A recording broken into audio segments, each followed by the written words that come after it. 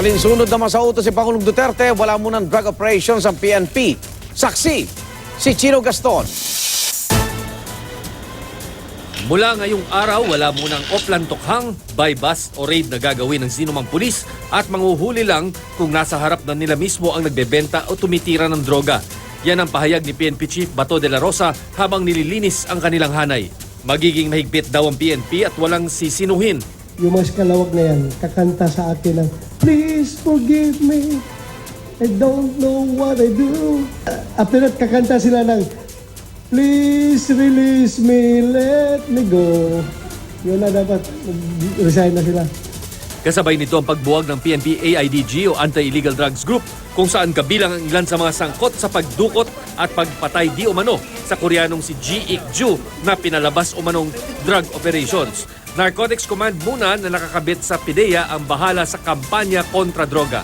Yes, we must admit, because crime is happening within our ranks.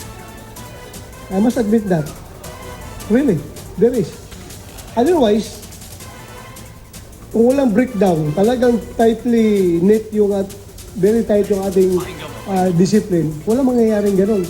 Kay SPO3 Santa Isabel, napakasama mong tao, dinamay mo yung mga matitinong pulis. Kay Police Supreme Rafael Dumlao, ilabas mo yung katotohanan para malaman ng taong bayan kung bakit may ganong klaseng krimen.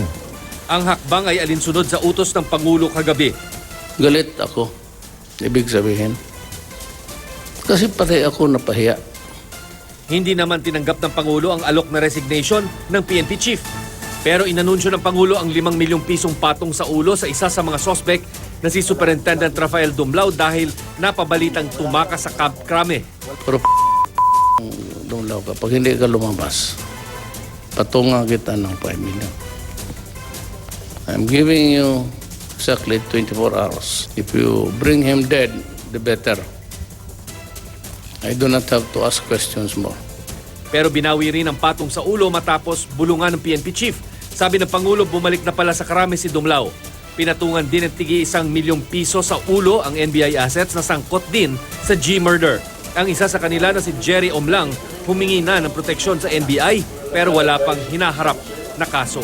Ako si Chino Gaston, ang inyong saksi.